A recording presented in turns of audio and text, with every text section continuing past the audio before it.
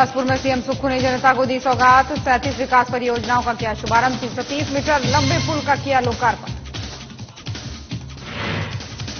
शिमला में 5 गारंटियों के वादे के साथ चुनाव में उतरेगी कांग्रेस। महिला कांग्रेस ने बीजेपी पर जमकर साधा निशाना। पार्टी को बताया झूठी और जुमला।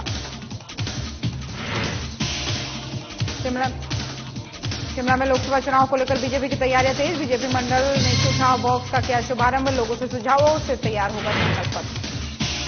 धर्मशाला में कांग्रेस कार्यकारिणी सदस्य मनोज ठाकुर का बयान। बीजेपी पर लगाया गंभीर आरोप। कहा कांग्रेस के 6 विधायकों ने बीजेपी के साथ मिलकर खेला।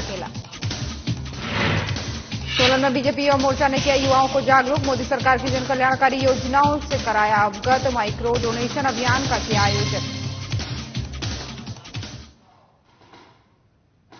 नमस्कार, खबर हिमाचल प्रदेश देख रहे हैं आप और मैं हूं आपके साथ ज्योति। बुलेटिन की शुरुआत करेंगे इस वक्त की बड़ी खबर के साथ। लोकसभा चुनाव की तारीखों का ऐलान हो चुका है। मुख्य चुनाव आयुक्त राजीव कुमार ने ऐलान कर दिया है। 7 चरणों में होगा लोकसभा चुनाव। 19 अप्रैल को पहले चरण का मतदान होगा। 26 अप्रैल को होगा दूसरे चरण का मतदान। वहीं 4 जून को लोकसभा चुनाव के नतीजे आ जाएंगे। 2019 में भी 7 चरणों में हुआ था लोकसभा चुनाव। तो इस वक्त की बड़ी और अहम जानकारी आपको बता रहे हैं, जहां पर लोकसभा चुनाव की तारीखों का ऐलान हो चुका है। प्रेस कॉन्फ्रेंस करके मुख्य चुनाव आयुक्त राजीव कुमार ने यह ऐलान किया है। 7 चरणों में चुनाव होने की बात हुई है। पहला चरण जो है 19 अप्रैल को होगा। पहले चरण के लिए 19 अप्रैल को मतदान होंगे। साथ ही दूसरे चरण के लिए 26 अप्रैल को मतदान होगा। वहीं तीसरे, चौथे, 5वें, 6ठे और 7वें चरण तक ये मतदान होगा। साथ ही 4 जून को नतीजों का ऐलान भी हो जाएगा।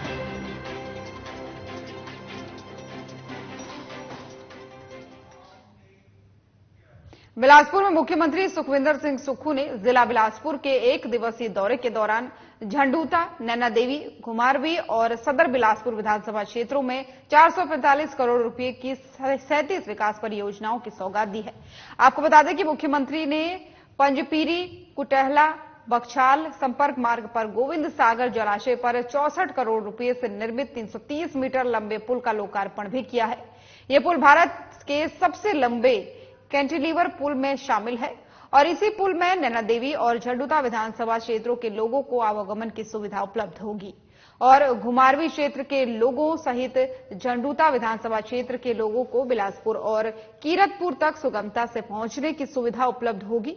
वहीं सीएम ने 3.79 करोड़ रुपए के कलोल पॉलिटेक्निक कॉलेज के भवन, उप तहसील कलोल के 1.21 करोड़ रुपए से निर्मित भवन को जनता को समर्पित किया है।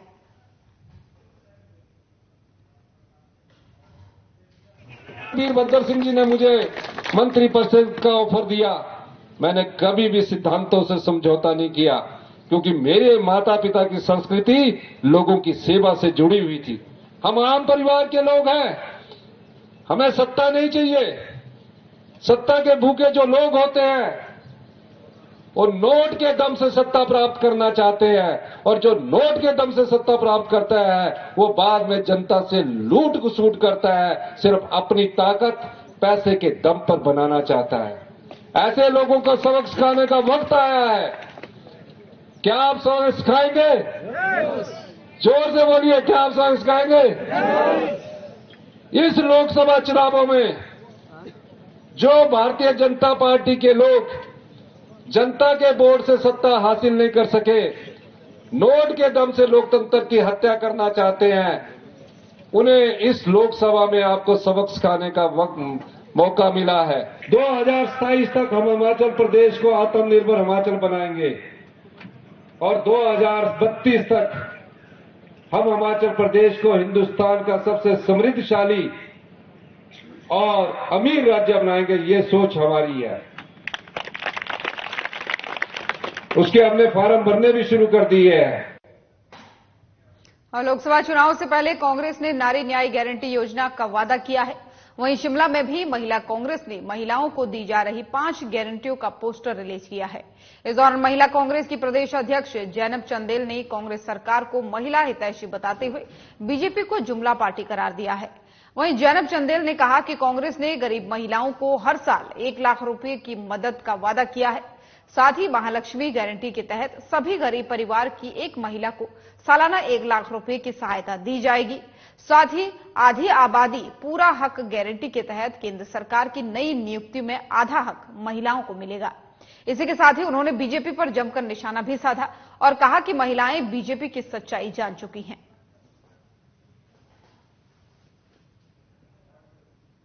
कांग्रेस की विचारधारा, कांग्रेस ने जो कार्य किए उनको लेकर जाती है। और आज हम हमारे माननीय राष्ट्रीय अध्यक्ष श्री मल्लिकार्जुन खड़गे जी और हमारे लोकप्रिय नेता राहुल गांधी जी, उन्होंने नारी उत्थान के लिए, नारी के विकास के लिए, उनको आत्मनिर्भर बनाने के लिए वो नारी न्याय गारंटी लेकर आए हैं। और इसमें 5 गारंटियां उन्होंने दी है। महालक्ष्मी गारंटी, इसमें एक महिला को, गरीब परिवार की एक महिला को 1 वर्ष में 1 लाख रुपए मिलेंगे। उसके बाद आधी आबादी पूरा हक हम बोलते हैं, महिलाओं को समान अधिकार की बातें करते हैं। तो केंद्र सरकार में जितनी भी सरकारी नियुक्तियां होंगी उसमें महिलाओं की आधी नियुक्ति होगी। और शिमला में बीजेपी ने लोकसभा चुनाव को लेकर मोदी की गारंटी विकसित भारत संकल्प नाम से देश भर में अभियान शुरू किया है, जिसके माध्यम से बीजेपी लोगों के सुझाव लेकर संकल्प पत्र तैयार करेगी। और इसी चरण में शिमला के लोअर बाजार में बीजेपी मंडल की तरफ से सुझाव पेटी का शुभारंभ किया गया, जिसमें बीजेपी नेता गणेश दत्त विशेष रूप से मौजूद रहे। वहीं इस मौके पर बीजेपी नेता गणेश दत्त ने कहा कि लोकसभा चुनाव को लेकर बीजेपी हर वर्ग के सुझाव ले रही है, ताकि देश की दिशा और दशा तय करने में सभी भागीदारी सुनिश्चित हो सके। लोग अपने सुझाव टोल फ्री नंबर के माध्यम से भी दे सकते हैं। वहीं हर विधानसभा क्षेत्र में 5 सुझाव बॉक्स रखे जा रहे हैं और 20 मार्च तक ये अभियान पूरे देश भर में चलेगा।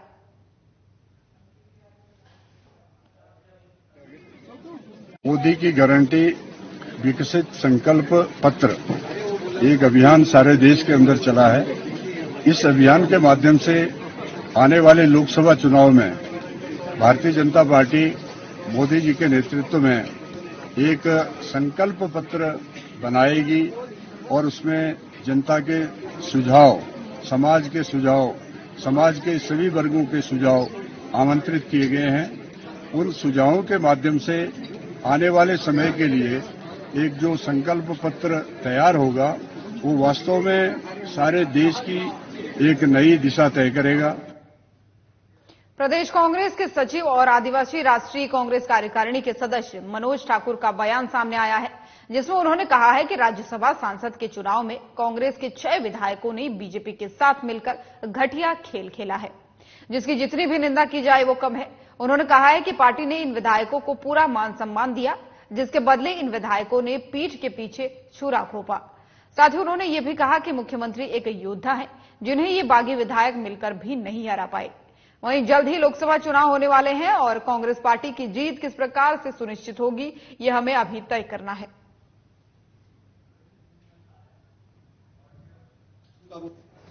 एक गणित से अवगत कराना था अपनी पार्टी को कि हम अपनी जीत कैसे सुनिश्चित कर सकते हैं। इसके लिए हमने ये गणित दिया था कि भी कांगड़ा चंबा लोकसभा क्षेत्र में गद्दी समुदाय की बहुलता है और वो भाजपा ने इसकी बहुलता को देखते हुए हमेशा ही उनको निगमों, बोर्डों में, ये विधानसभा में और पार्लियामेंट में इनको जो महत्व देकर, जो मान सम्मान देकर इन्होंने अपनी ओर आकर्षित करने का प्रयास किया है इस समुदाय को। तो अभी हाल ही में मेरे को ऐसे लग रहा है कि भाजपा जो है ये गद्दी समुदाय को लोकसभा में टिकट नहीं देने जा रही है। इसके लिए मैं समझता हूं कि कांग्रेस पार्टी को चाहिए कि कांग्रेस पार्टी जो है वो अभी किसी गद्दी समुदाय को टिकट देकर अपनी जीत को सुनिश्चित करें। और बिलासपुर में लोकसभा चुनाव के मद्देनजर जहां राष्ट्रीय पार्टियां बीजेपी और कांग्रेस अपनी लिस्टें जारी कर विभिन्न लोकसभा सीटों पर अपने उम्मीदवारों की घोषणा कर रही है, तो वहीं इस बार लोकसभा चुनाव में अन्य क्षेत्रीय पार्टियां और राजनीतिक दल भी अपने उम्मीदवारों को इस चुनावी दंगल में उतारती दिखाई दे रही है। इसी के चलते राष्ट्रीय देवभूमि पार्टी भी इस बार लोकसभा चुनाव में हिमाचल प्रदेश की 4 सीटों पर अपने उम्मीदवार उतारने जा रही है, जिसमें हमीरपुर संसदीय क्षेत्र में उन्होंने अपने उम्मीदवार की घोषणा कर दी है।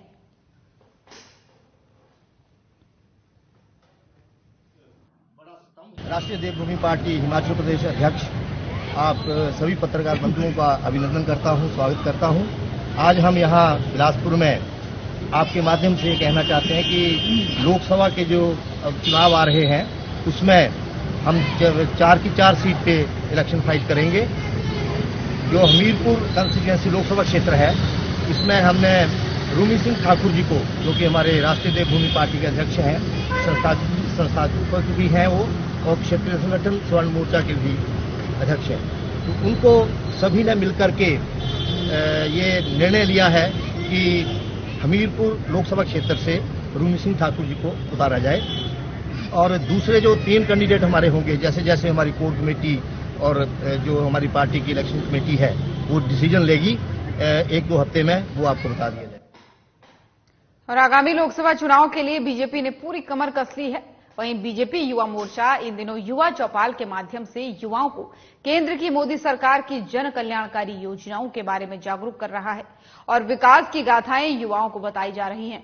वहीं 17 और 18 मार्च को युवा मोर्चा की तरफ से प्रदेश भर में नमो टी स्टॉल लगाकर युवाओं को चाय पिलाकर नमो ऐप डाउनलोड करवाया जाएगा।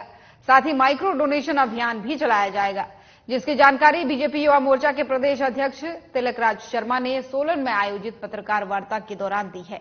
इस दौरान उन्होंने बताया है कि केंद्र सरकार की उपलब्धियों को बताने के लिए युवा मोर्चा केंद्र के निर्देश पर कार्य कर रही है।